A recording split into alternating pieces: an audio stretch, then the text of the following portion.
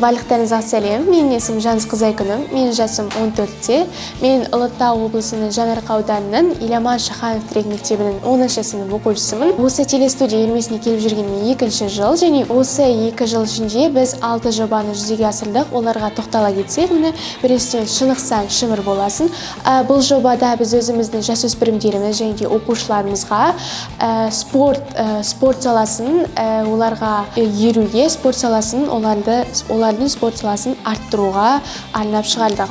Келесі жобамыз бұл дәстүрге жол. Қазіргі таңда біздің көбіміз, үлкендерімізде, кішілерімізде қазақтың көп дәстүрлерін біле қоймайды. Сондықтан да біз осы қазақтың ұмытылып кеткен дәстүрлерін бәрін саралап, қызықты деңгейде балаларға қызықты форматта жеткізгіміз келді. Және де осы жобамызды біз әрі қарай дамытқымыз келеді. Келесі кезекте бұл тұлға мен сұхбат. Бұл әр оқушымыз біздің өзі үшін кім тұлға, солардан сұхбат алады, соларға сұрақ қояды, және де интервью ретінде сондай форматпен жүргізіледі. Бұл жобаны биыл біз әрі қарай жүзеге асырамыз. Келесі жобамыз бұл бізде кел балалар оқылық. Бұл бізде бук трейлер сияқты болып келеді. Балалар өздерінің сүйікті кітаптарын және де кітапханаларда өздерінің сүйікті кітаптары жайлы айтады. Көбіміз біз бос уақытымызда соткаға, ұялы телефонда отырғанды жақсы көреміз, ол бізде уақыт жейді. Ал ол ұялы телефонда отырғанша біз мысалы өзіміздің бос уақытымызды кітаптармен өткізе аламыз. Мысалы кітаптардан өте қызықты ақпараттар, мәліметтер аламыз, және де бұл біздің рухани жан дүниемізді байытуға өте көмектеседі. Сол мақсатпен біз осы жобамызды жүзеге асыру біздің ойымызға келді. Келесі бұл бізде ана тілі ардағым. Мысалы балалардың ортасында да өз ана тілдерін, яғни қазақ тілін білмейтін оқушыларымыз, балаларымыз көп. Сондықтан да біз орыс тілінде оқитын балаларға мысалы қазақ тілін оңай әрі түсінікті үйрету үшін осы жобамызды дүниеге әкелдік. Бұл жобаның жаңа маусымдары біздің YouTube каналымызда шығады. Әр көреймдеушілеріңізге мысалы біздің YouTube каналымыздан ол сабақтарды көруге болады. Ол жобаны мен жеке өз қолыма алдым, және де оны әрі қарай дамытуға ойым бар. Арманым, мақсатым бұл журналист болу. Бұл өзімнің кішкентай кезімнен бастап менің жан дүниемнен өсіп келе жатқан арманым деуге болады. Сондықтан да мен осы оқушылар үйіндегі телестудия үйірмесіне келдім. Менің ойымша осы жерден алған менің барлық сабақтарым, барлық осы қазіргі тілмен айтқанда кейсім, мысалы менің кейсім бұл алда маған оқуға түскенде, және де алдағы менің мысалы журналистика бағытымен жұмыс жасағанда маған өте үлкен көмегін тигізеді деген айтамын. Қазақ тілі әдебиетіне байқауға қатыстың ба? Эсселер, жоба қорғау, қатысқанмын. Блогерлікке қызығасың ба? Қызығамын, және де алда осы блогерлікті бастау өзімнің ойымда бар. Қандай әлеуметтік желілер жүргізесің? Көбінесе Инстаграм. Не жазасың Инстаграмда? Инстаграмда мен қазір өзім SMM специалист бағытында оқу үстіндемін, және де сол бағытта мен өзімнің блогымды бастағым келеді. Блог не туралы болады? Өзімнің жеке өмірім, лайфстайл, және де SMM. YouTube жүргізесің ба? Жоқ әлі. Жүргізгің келеді, дайындалып жүрсің. TikTokта отырасың, TikTokта отырамын, бірақ түсінемін. Әлеуметтік желілерде көп отырасың, пайдалы ақпараттар өзіңе ала жүрсің ба? Мен өзім әлеуметтік желі арқылы оқимын. Әлеуметтік желі арқылы мысалы түрлі негізінде ол әлеуметтік желінің жақсы мен жаман жағы да бар ғой. Жақсы жағымен жүрсең, сен пайдалы ақпараттарды таба аласың. Әлеуметтік желіде кімдерді қарайсың? Блогерлерді ме? Мысалы блогерлерден Арман Юсупов, мысалы егер де лайфстайл жағына келсек, бізде Кинг Сара деген блогер бар, және де бізде тағы да блогерлерден көбінесе қарайтындарым осы. Әлеуметтік желілер пайдалы болу үшін қандай контенттер жасау керек? Әлеуметтік желі пайдалы болу үшін контент жасайсың, контент мейкер боласың, не істеу керек? Біріншіден, ол адамды қызықтыра білу керек қой. Егер де біз осы дәстүрге жол жобамызды қызықты қылып түсірсек, онда мысалы салт дәстүрлерді мысалы өзіміздің ұлттық кодымыз бен ұлттық мәдениетімізді арту үшін ол бәрімізге керек деген айтамын.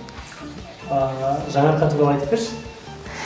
Жанарқа бұл бізде Сәкен Сейфуллиннің алдақты туған жері. Бұл Сәкен Сейфуллин атап кеткен үлкен біздің әрқайсымыздың жүрегімізде ерекше орын алатын жеріміз. Бұл жерде бізде Аманжол Алтаев, Қайрат Байбосынов сияқты үлкен тұлғаларымыз шыққан.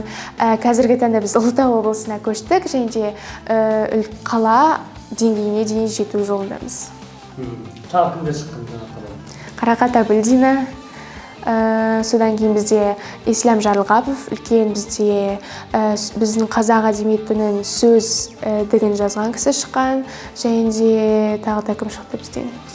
Ақселеу Сейдімбек шықты, осы қыркүйекте ғана Ақселеу Сейдімбектің 80 жылы өткіздік. Нақты осы атбегі дәстүрге жол дегеннен кейін бұл міндетті түрде біздің қазақ халқының ұлттық жаңағы айқыным айтып кетті ғой, насихаттау. Біз әдемілік, мына жерде тұрғанның бәрі орнамент, әдемілік, бұл кездегі әрбір жиналған кішкентай дүние, бұл үлкен дастархан болсын, жаңағы отыру тері шақыртылған адамның бәрі бұл қалай болса солай жинақталған жоқ. Дәстүр осы өйткені себебі біздер расымен ұмытып кеткен дәстүрлі ұмытып бара жатырмыз, алыстап барамыз, батысқа еліктеп бара жатырмыз.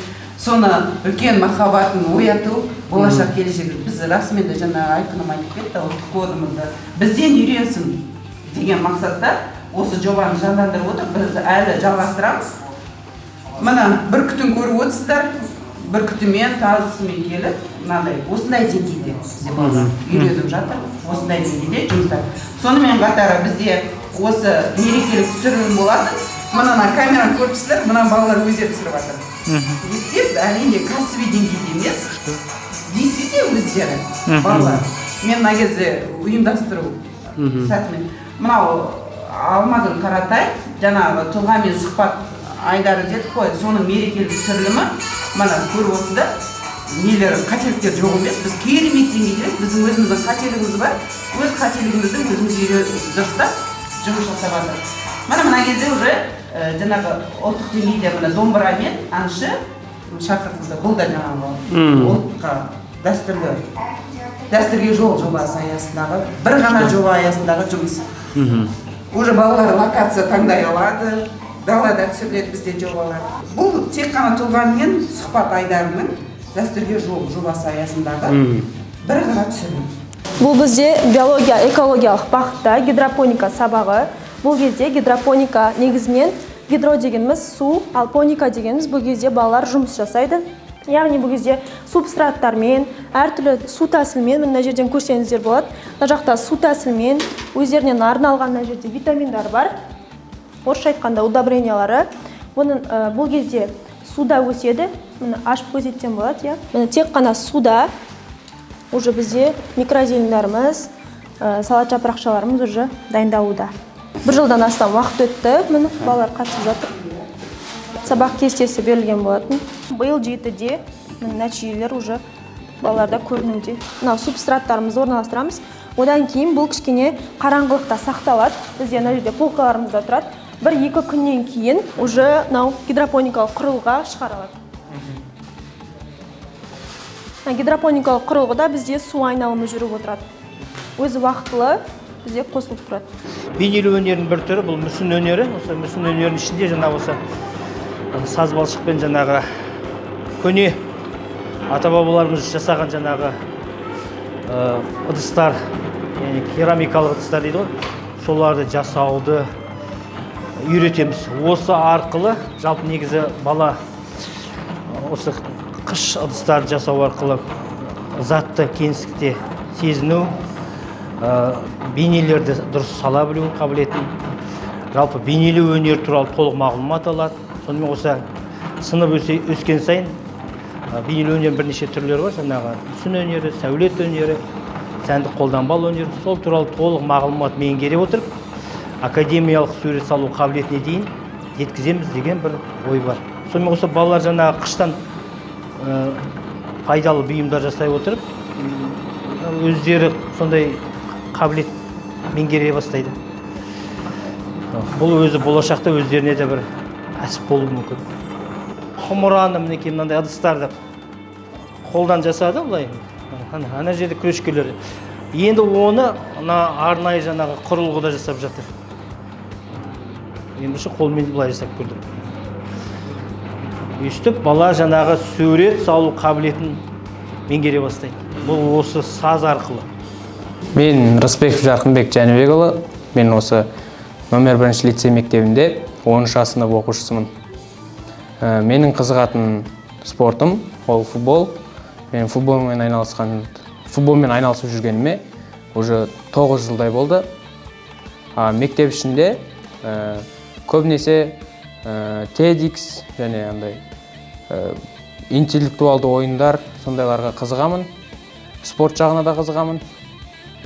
Барынша сол спорт жағымен де білім жағында екеуін бірге алып жүргенді ұнатамын. Егер сенің қолыңда мүмкіндік болатын болса, яғни блогерлік тағы да басқа сондай мүмкіндіктер болса, қандай ойларыңды жүзеге асыратын, қазақ тілде қандай контенттер ұсынар едің? Біріншіден маған спорт жөні қызық. Екіншіден сол жаңағы интеллектуалды жобалар, ойындар, солар. Қазақ футболын барынша дамытқым келеді, соны көрсеткім келеді. Жаңағы басқа да елдердің енді бізде басқа елдерден кем емес екенімізді көрсеткім келеді.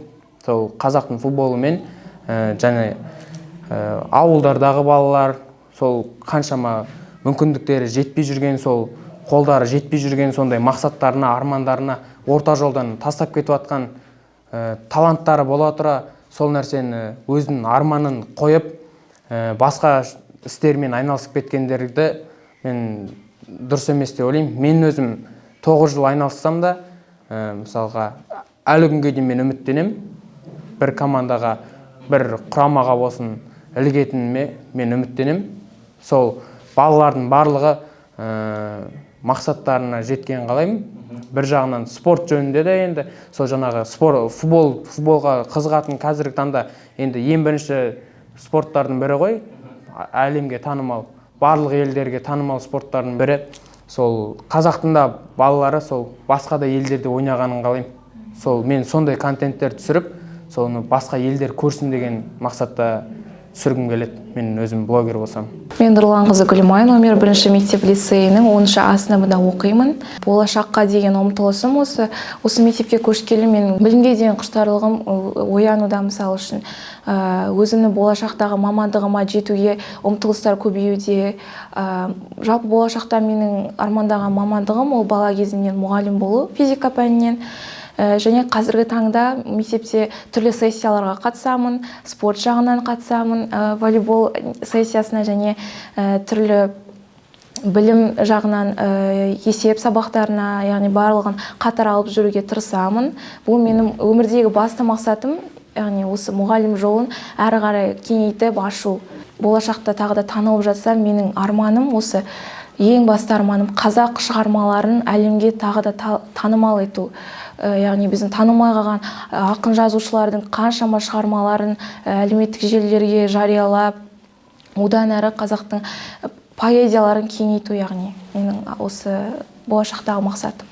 Жаңарқа ауданынан қаншама өнерге деген талпыныстары, білімге деген талпыныстары, жалпы спорт жағынан, барлық мектеп жағынан барлығы өз өнерлерін осы Жаңарқаның атынан шыңдауда. Осы жасөспірімдер, оның ішінде мұғалімдер, барлығы осы кішкене ауданның өзінен қаншама білім өнерпаздары шығуда осы Жаңарқа ауданынан. Бұрын кімдер шыққан? Сәкен Сейфуллин. Сәкен Сейфуллин, ол Жаңарқаның ішінде Өспен ауылынан шыққан, темір жолдың негізін қалаушы осы Сәкен Сейфуллин. Сәкен Сейфуллин осы қалдырған ізі, бізге деген мұрағаты, шығармалары, мысалы, әр адамға деген ой тастайды, мысалы, әр шығармасындағы, әр жолдағы, әр сөздері. Осындай зиялылар, яғни кішігірім осы Жаңарқа ауданының, оның ішінде Өспен ауылынан шыққан. Жалпы енді Жаңарқа ауданында жастарға көңіл бөле ме? Жаңарқа ауданында осы соңғы 2018-19 жылдарда осы Жаңарқа ауданына кішігірім ғимараттар дегенде балаларды түрлі жағынан дайындау курстары бірте-бірте ашылуда, ол біртіндеп дамуда. Қазіргі таңда соның арқасында бізде Жаңарқа ауданының атынан қаншама өнерпаздар, яғни өзінің өнерін әрі қарай шыңдап келуде.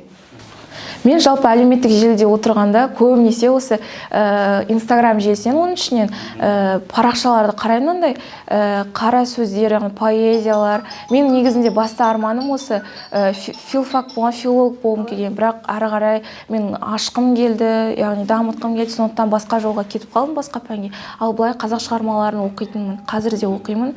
Сәттілік тілейміз екеуіңізге де. Рахмет. Рахмет сұхбаттарыңызға.